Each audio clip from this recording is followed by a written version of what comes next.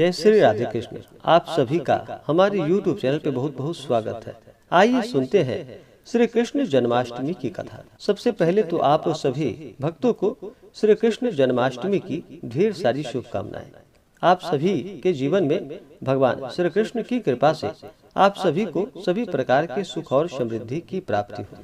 श्री कृष्ण जन्माष्टमी का त्योहार जो कि हर वर्ष भाद्रपद माह के कृष्ण पक्ष की अष्टमी तिथि के दिन श्री कृष्ण जन्माष्टमी का त्योहार मनाया जाता है। इस दिन भगवान श्री कृष्ण को प्रसन्न करने के लिए दिन भर उपवास रहते हुए भगवान श्री कृष्ण का अर्धरात्रि में पूरे विधि विधान के साथ पूजन किया जाता है। इससे भगवान प्रसन्न होकर के अपने भक्तों को अपना कृपा प्रदान करते हैं। श्री कृष्ण जन्माष्टमी की रात्रि को मोह रात्रि कहा गया है।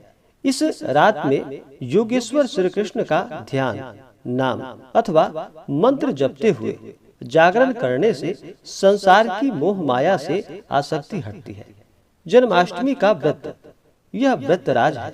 इसके सविधि पालन से अनेक व्रतों से प्राप्त होने वाली महान पुण्य राशि प्राप्त कर लेंगे। ब्रज मंडल में श्री कृष्णाष्टमी के दूसरे दिन जो कि भाद्रपद कृष्ण पक्ष नवमी में नंद महोत्सव अर्थात दधिक्रांत श्री कृष्ण के जन्म लेने के उपलक्ष्य में बड़े हर्ष और उल्लास के साथ मनाया जाता है। भगवान के श्री विग्रह पर हल्दी, दही, घी, तेल, गुलाब जल, मक्खन, केसर, कपूर आदि चढ़ाकर ब्रजवासी उनका परस्पर लेपन और छिड़काव करते हैं। वाद्य यंत्रों से मंगल ध्वनि बजाई जाती है। भक्तजन भगवान श्री कृष्ण का जन्माष्टमी मनाते हुए उनका पूजन करते हुए एक दूसरे को माखन मिश्री का प्रसाद वितरण करते हैं और अनेक प्रकार के मिठाई आदि भी बांटते हैं। जगत गुरु श्री कृष्ण का जन्मोत्सव निसंदेह संपूर्ण विश्व के लिए आनंद और मंगल का संदेश देता है। यह पूरे भारत वर्ष में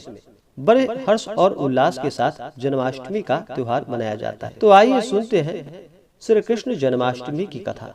तो बोलिए प्रेम से भगवान श्री कृष्ण की जय, राधा रानी की जय, सर्व देवी देवता की जय, यज्ञकर्ता भगवान की जय। पौराणिक कथा के अनुसार द्वापर युग में पृथ्वी पर राक्षसों के अत्याचार बढ़ने लगे। पृथ्वी जो कि गाय का रूप धारण कर अपनी कथा सुनाने के लिए तथा अपने उद्धार के लिए ब्रह्मा जी के पास गई।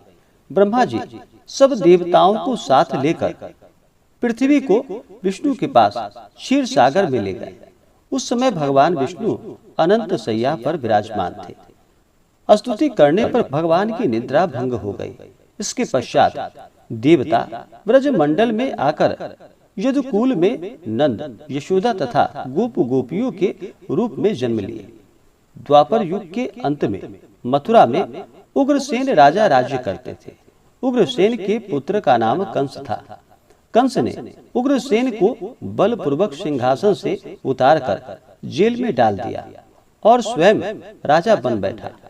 कंस की बहन देवकी का विवाह यादव कुल में वासुदेव के साथ हो गया।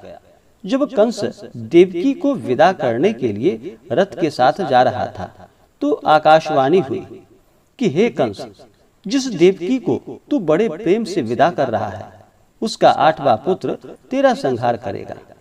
आकाशवाणी की बात को सुनकर कंस क्रोध से भरकर देवकी को मारने को तैयार हो गया। उसने सोचा ना देवकी होगी और ना ही उसका कोई पुत्र होगा। वासुदेव जी ने कंस को समझाया कि तुम्हें देवकी से तो कोई भय नहीं है, देवकी की 8वीं संतान से तुम्हें भय है, इसलिए मैं इसकी 8वीं संतान को तुम्हें सौंप दूंगी। तुम्हारे समझ में जो आए उसके साथ वैसा व्यवहार करना। कंस ने वासुदेव जी की बात को स्वीकार कर ली और वासुदेव जी को कारागार में बंद कर दिया। तत्काल नारद जी वहां पर आ पहुंचे और कंस से बोले कि हे कंस, यह कैसे पता चलेगा कि 8वां गर्भ कौन सा होगा? गिनती प्रथम से या अंतिम गर्भ से शुरू होगी। कंस ने नारद जी के परामर्श पर देवकी के गर्भ से उत्पन्न होने वाले समस्त बालकों को मारने का निश्चय कर लिया। इस प्रकार एक एक करके 7 बालकों को निर्दयता पूर्वक मार डाला और भाद्रपद के कृष्ण पक्ष की अष्टमी को रोहिणी नक्षत्र में श्री कृष्ण का जन्म हुआ।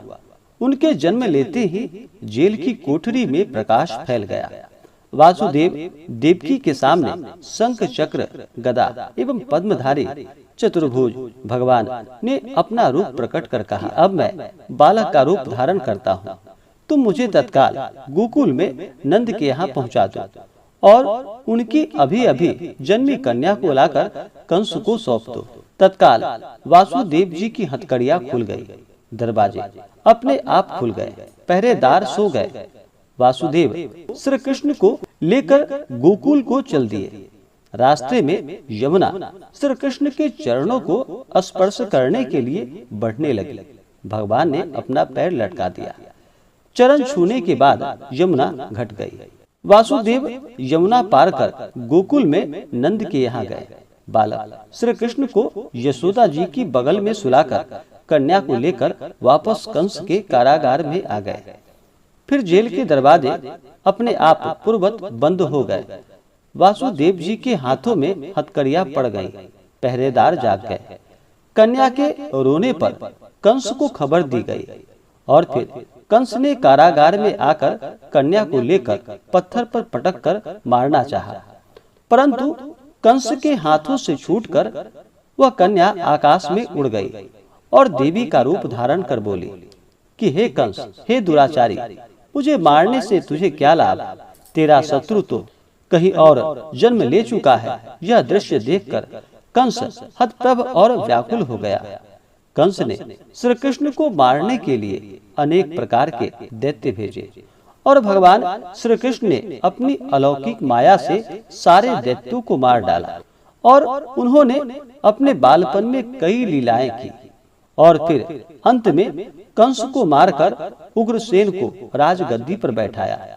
श्री कृष्ण की पुण्य जन्म तिथि को तभी से सारे देश में बड़े हर्ष और उल्लास के साथ मनाया जाता है और श्री कृष्ण जन्माष्टमी के उपलक्ष्य में भगवान श्री कृष्ण का इस दिन पूरे विधि विधान के साथ पूजन किया जाता है। भगवान श्री कृष्ण का श्रृंगार करवाया जाता है। भगवान श्री कृष्ण को माखन मिश्री का भोग लगाया जाता है।